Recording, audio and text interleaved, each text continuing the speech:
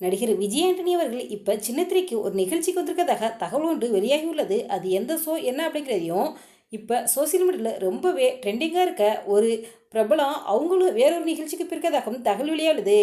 இதை பற்றியும் குக்கு கோமாளி புகழ் தன்னுடைய இன்ஸ்டாகிராம் பக்கத்தில் ஒரு பதிவு ஒன்று போட்டிருக்காரு. அந்த பதிவில் அவர் என்ன சொல்லியிருக்காரு அப்படிங்கிற முழு தகவலையும் இப்போ இந்த வீடியோவில் பார்க்கலாம். வெள்ளித்திரையோட இப்போ சின்னத்திரை தான் ரசிகர்கள் விரும்பி பார்க்குறாங்க.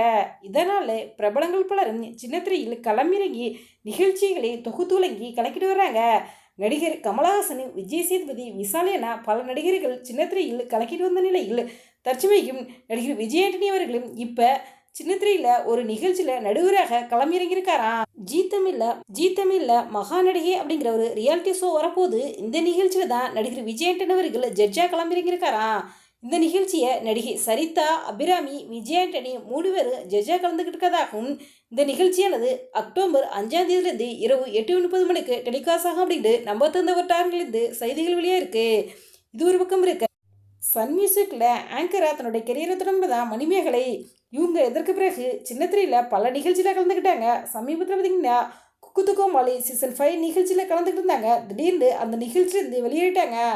அதன் பிறகு பார்த்தீங்கன்னா யூடியூப்பு சரி, இன்ஸ்டாகிராம், ஃபேஸ்புக் எதை திறந்தாலும் சரி ட்ரெண்டிங்காக இருக்க செலிப்ரிட்டின்னா அது நம்ம மணிமேகலை தான்.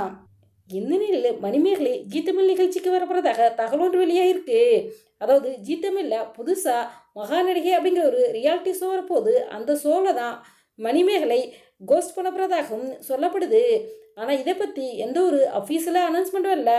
என்ன நடக்குதுங்கிறத நம்ம வெயிட் நிறுத்தி பார்க்கலாம். இது ஒரு பக்கம் இருக்க குக்கு கோமாளி நிகழ்ச்சி மூலமாக சின்னத்திரைக்கு பிரபலமானவர் தான் புகழ். இவர் தற்சமயம் திரைப்படங்களில் காமெடி நடிகர் நடிச்சிட்டு வர்றாரு.